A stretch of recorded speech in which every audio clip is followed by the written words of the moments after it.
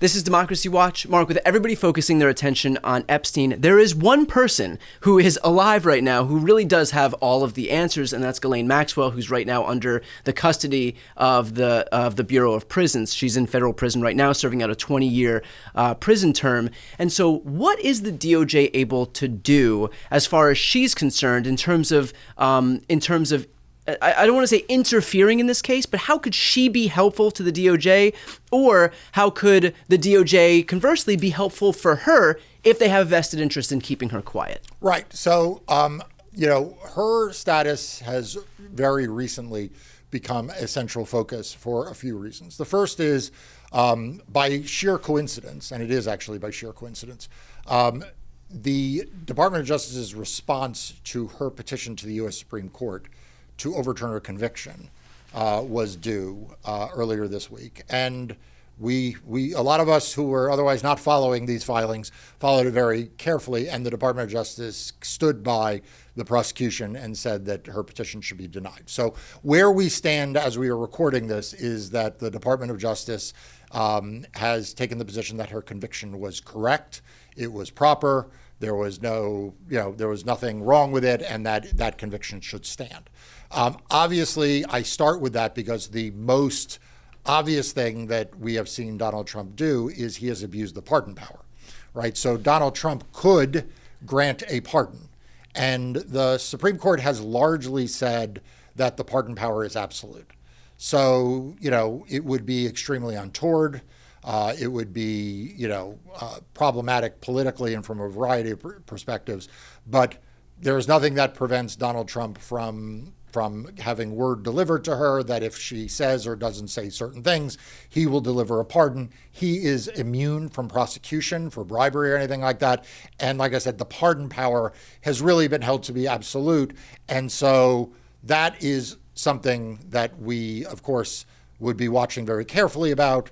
But that's at one end of the spectrum. At the other end of the spectrum, that would, let's call that the carrot. Okay. At the other end of the spectrum, the stick is that she is an inmate, and she is within the care, custody, and control of the Bureau of Prisons, which is within the Department of Justice, and they get to decide where she serves her sentence. We oftentimes hear judges, say that someone should serve their sentence in a minimum security or a camp or in some place close to their home, or, in the north or in the south, or where there are facilities for health or whatever, right? We oftentimes hear that. What people don't realize is those are just recommendations. Judges don't decide where someone serves their sentence. They don't decide whether they're in minimum security or maximum security. They don't decide whether they get certain privileges or don't get certain privileges. All of that is decided by the Bureau of Prisons. And so they oftentimes make these recommendations, judges make these recommendations, but, and the Bureau of Prisons has reasons to, listen to those recommendations, but they're not binding in any way, shape, or form. So, if the Department of Justice, the Bureau of Prisons decided, we are moving you to a less favorable facility, that is something the Department of Justice can do. If they want to move a prisoner out of one circuit or district into another, that is something they can do. And by the way, we have seen the Trump Justice Department play a little bit of those games with not necessarily with the Bureau of Prisons, but with ICE, where they say, we want to move someone out of the New York City area or the Second Circuit into the Fifth Circuit, Louisiana. And some of that is like just making conditions harsher, but some of it is also making the judicial system, making it less favorable to a prisoner who complains about that, right? So they pretty much control access to the conditions she lives in. The final thing I'd say is that at any time, either the Department of Justice or the Republicans in Congress, either one of them, could grant her immunity from future prosecution. This wouldn't get her out of prison. It's not a pardon. It doesn't get her out for what's now. But they could say, we want you to answer these questions. And if you refuse to answer the questions, we will immunize you for the purpose of those answers, which means we cannot prosecute you for anything that we learn from that. Now, we can prosecute if you lie, right? So we can prosecute for perjury, but we cannot further prosecute you, for example, for sex trafficking or conspiracy, for anything we learn. And that is a tool that is available to the Department of Justice or Republicans in Congress if, in fact, they wanted the truth from her, right? It wouldn't give her any benefit. It wouldn't give her any protect. It wouldn't get her out of prison any sooner. But they could compel her testimony. And so I find it interesting that the Republicans in Congress, who seem to want to haul before them every person who may have ever walked into the White House and seen an auto pen machine, that they don't seem so interested in hearing from her. Is it possible that the Bureau of Prisons, again, under the direction of the DOJ, could prevent anybody from talking to Ghislaine Maxwell if they wanted to? Well, so again, anyone is a very broad term. They can restrict her visitation. They can restrict, whether she gets more time. They could, whether she's in solitary, whether she has restricted visitation rights, whether she's able to use the commissary, whether she's able to make phone calls, whether she's able to give interviews, right? Like, those are all within the Department of Prisons, the Bureau of Prisons control, because they control the facilities. Now, there are a couple of exceptions then. Obviously, if the Department of Justice wanted to meet with her or the FBI wanted to meet with her, they would be able to meet with her, right? Because they're within that structure. And they would not be able to limit her access to her own lawyers, right? Because she has an ongoing case, as I mentioned, this petition in the Supreme Court. So at least with respect to that, and probably with respect to any other legal questions she has, they would have to let her see her lawyers. Whether they would need to abide by an effort by members of Congress to visit her, again, we have the norms of the past, and then we have the law. And honestly, Congress has a right in the immigration detention system to visit people, and the Department of Justice is currently violating those laws. So I think it is fair to say that Pam Bondi would probably take the position that the Bureau of Prisons could prevent anyone other than the Department of Justice, even if that's not the custom, the norm, the expectation, or even in some instances the law.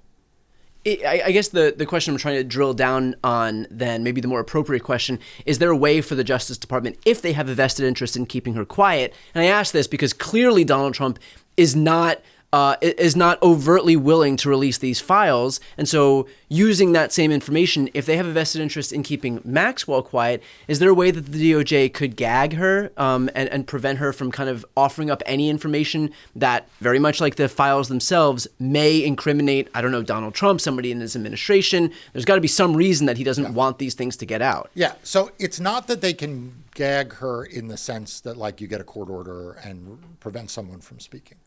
But they control every aspect of her life. Okay, literally from the moment she wakes up to the moment she goes to sleep. What she can eat, whether she can watch TV, whether she is in a cell or in an open camp, whether she gets, how much time she gets outside in the yard. So I don't think people appreciate just how controlled prisoners in our prisons and jails are. And so there are any number of levers that the Bureau of Prisons and the Department of Justice have to make it very clear to any prisoner that they are doing something that is pleasing and something that is displeasing. I mean, that's before we get to whether, for example, she has a job, whether she has to sit in her cell, whether she gets good time credit, right? Whether there's 1,000 ways in which the Department of Justice, without overt threats, can make it very clear to her that if she wants to spend more time in prison and do harder time, that's one option. And if she wants to have a shorter period of time and do easier time, that's another option. And for most prisoners, that's like an easy thing. That's like a decision that's very easy to them, which is the reason why, Brian, I want to raise this again. The Department of Justice or the Republican of Congress. And the reason why I say or is Congress has an independent ability to subpoena witnesses that they do not need to rely on the Department of Justice. They have the ability to compel testimony without the Department of Justice. And I have been involved in cases where Congress will issue subpoenas, including to people in federal custody, because they believe they will not get the truth unless this prisoner is in front of them without the department, without being in a cell. Yeah. And so I ask, why aren't the Republicans in Congress, who have ran campaigns and spoken out about how we need to have the Epstein files, we need to get to the truth, why aren't they saying, we want her to appear in public testimony? Why aren't they voting to release the Epstein files, right? They could, without the Department of Justice's consent, they could pass a law or they could subpoena those records and release them themselves. Right. And so it is not just that the Department of Justice can engage in activity to make it clear to a prisoner, don't talk to the media, don't talk to whomever. But what's shocking here is you have Mike Johnson and his caucus that seems all of a sudden very, very quiet on this topic and has actually voted against a resolution to release the Epstein files and has not taken steps, as far as I can tell, to have her, interviewed and deposed. At the same time that I point out that they seem very interested in everyone and anyone who worked in the White House and was familiar with an auto pen. So I want to finish off with this.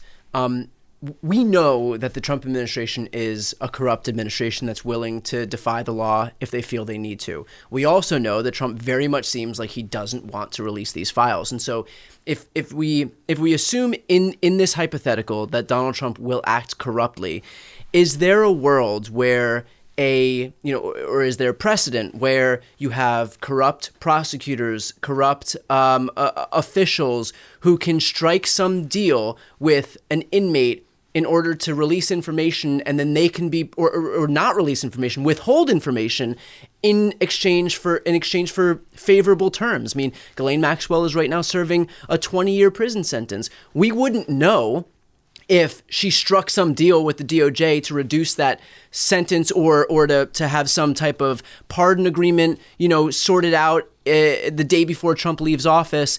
And so is it possible here in that scenario where we have somebody acting corruptly that they could strike some deal so that in the event she does come and testify, she could omit information or just outright lie in exchange for, a shorter term or whatever it may be? Okay, so first of all, you don't need to get that conspiratorial, okay? The fact is the U.S. government strikes deals with inmates all the time to get testimony that the government thinks is favorable.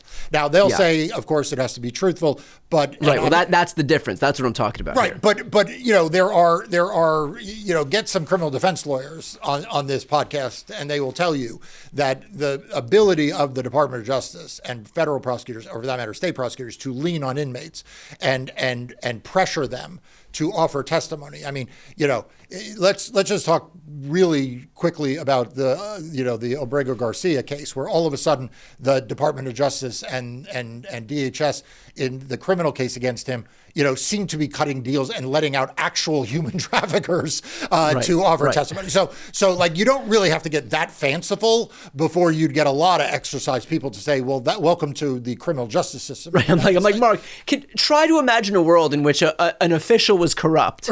Right. Okay. So that's number one. But number two, yeah, of course. Look, the fact is our criminal justice system is set up to reduce the sentences of people who provide cooperation and assistance to law enforcement. That's just how the system is set up.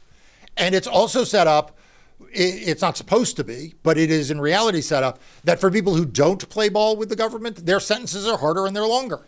Yeah. And so could there be that deal? Yes. And in fact, I think in a moment of honesty, even good prosecutors would say, not only can there be that deal, the system kind of runs on those deals, not corruptly, but it runs on those deals. So you wouldn't necessarily know. And the final thing I want to say on this is, I was looking at some of the records involving our good friend, Emil Bovy, right? This is the guy who's up for a very important judgeship on the Third Circuit. You and I have talked about this. And it would be it's like an outrageous situation. This is Donald Trump's personal lawyer. And so I went back and I looked at Danielle Sassoon, who was a conservative Republican, made the acting U.S. attorney by Donald Trump in his second term. And she winds up resigning because Emil Bovy says basically she needs to agree to let Adams walk. And in her Eric Adams, the mayor of New York, who the DOJ prosecuted. In her resignation letter, people should go read this. In her resignation letter, she says, that Eric Adams' lawyers came in and offered a quid pro quo, and that Emile Beauvais, at the end of it, told her staff who had taken notes to destroy their notes. So, is it possible, Brian?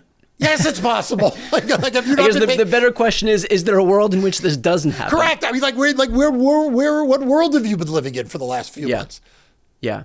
Well, we will of course stay on top of this, but I think the broader message here is to kind of proceed through whatever happens next with a healthy dose of skepticism, understanding full well that the administration that is oftentimes in charge of disseminating a lot of this information is not acting in good faith, and in fact acting for their own protection. And clearly, Donald Trump has shown, and we spoke about this in yesterday's video, Donald Trump has shown that he has every interest in the world in preventing this information and getting out by the way he's acting. And there's a lot of consciousness of guilt happening, and his behavior here tells a lot. Right, so, and Brian, I want to come back to this point one last time. The reason why Congress will oftentimes do this directly is to alleviate, to some extent, it's still not perfect, but to alleviate to some extent those pressures. Yeah. Because Congress can bring that witness, that inmate, that prisoner, to their offices. And with Democrats and Republicans both present, they can talk to that person without the Department of Justice in the room. Yeah. Right? And they have the ability to grant immunity if they feel like they need to do that in order to get this person to testify truthfully. And so it is very, very, you talk about consciousness of guilt, it is very, very interesting that a Congress that has hauled before them university presidents, Democrats, Biden staff who they're still interested in. And remember, these are the same people who hauled Hillary Clinton in front of them for hour upon hour upon hour involving Benghazi. Like, these are not people who are shy to bring people in front of them when they think that that is necessary to get to the quote unquote truth.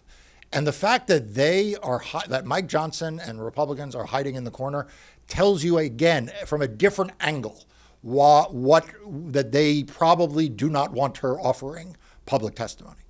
Right. And so for anybody watching here, left, right, or center, if the goal here at the end of this is to get to the truth, not to protect Donald Trump or his interests, but to get to the truth, there is one way to do that. So you can blindly protect Trump, or you can have somebody like Ghislaine Maxwell come in front of the Congress and testify. But clearly, it seems that you can't do both. With that said, I know you've been covering this with an especially important perspective as a lawyer for the last 3 decades on your YouTube channel. So highly recommend for anybody who's watching right now, if you are not yet subscribed to Democracy Docket, please make sure to subscribe. I'll put the link right here on the screen and also in the post description of this video. I'm Brian Tyler Cohen. I'm Marc Elias. This is Democracy Watch.